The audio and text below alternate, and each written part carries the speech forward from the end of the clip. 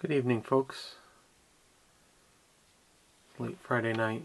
Figured I'd do an update. I haven't done one yet because my last video was done off of my cell phone camera and I wasn't too happy with it, so I ordered a new battery for my camcorder. It came in, so I figured I'd do an update.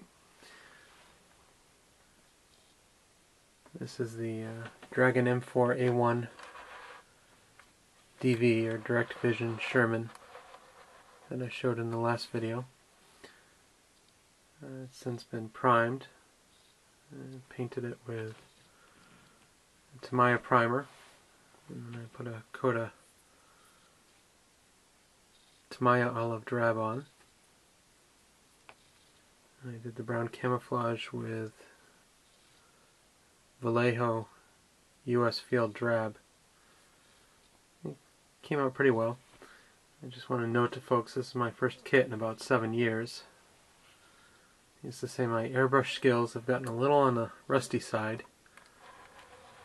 Even for a simple camouflage like this, I found some skills I kind of lost. But all in all, it didn't come out too bad. It's a very nice kit, I have to add. Just enough photo etch to make it interesting. The fenders,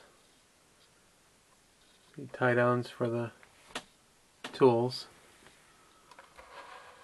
the front light guards, which are nice because Dragon provides you with a jig to form those on, which makes it a little easier. I then coated the model with a coat of Future Floor Wax. Put the decals on, which went down very nicely. A little bit of microsol, and they snugged right down, especially to the texture of the cast turret. Another nice thing about this kit is the texture. I'm not sure how well you can see it on this,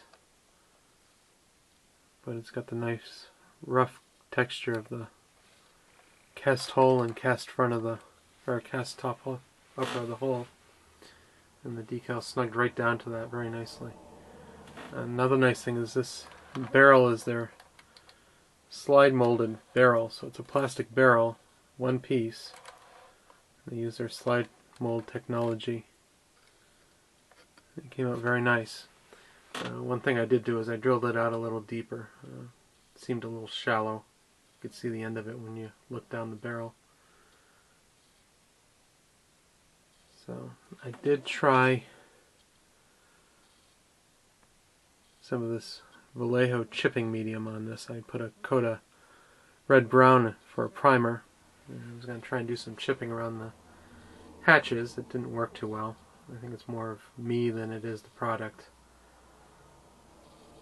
I'll have to do some more experimenting with that. So needless to say, I'll be doing the weathering the old-fashioned way. I'll do the chipping with a paintbrush and some paint, do some minor chipping. I don't believe these, at the time of Operation Husky, which is what this is painted up for, these tanks had seen a whole lot of action, so I don't think there's going to be too much wear and tear on them. Just enough to show some action. Do some dry brushing and some washes. I picked up the Vallejo washes. I picked up an assortment of them. Different colors, browns, greens, dark grays. So I'll try those out on this. Kind of excited about them. And see where it goes from there. So in the meantime, while I've been waiting for coats of paint for this to dry, I'm a firm believer in letting things dry thoroughly before you move on to the next step. Been working on the Panzer IV. This is another Dragon kit. It's called a Vorpanzer, which, to my understanding, Vorpanzer means spaced armor, which you have the spaced armor up in the front of the hull and spaced armor in the front of the turret to defeat shaped charges and things of that nature. This is a very nice kit, especially I got this on a sale for about $35, and it's an absolutely gorgeous kit.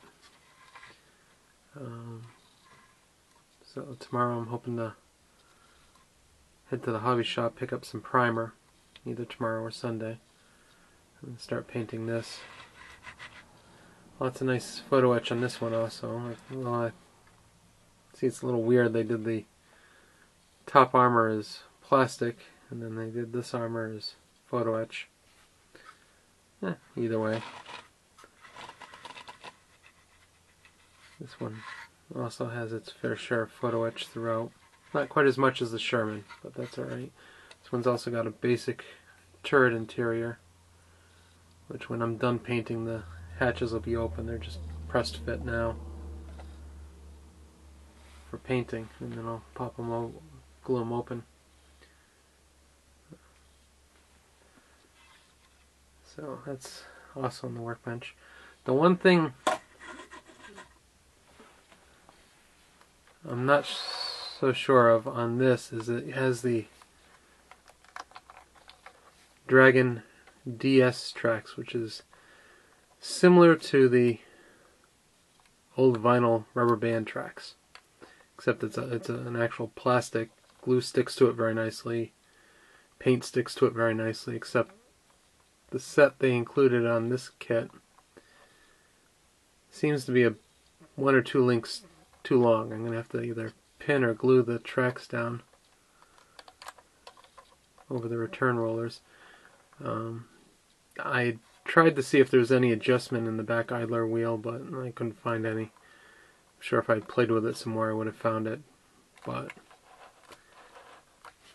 all in all, I'm very pleased with the kit. So, hopefully I'll have another update soon enough. Hope everybody's doing well, and hope to see some other folks' videos. Have a good weekend. Bye-bye.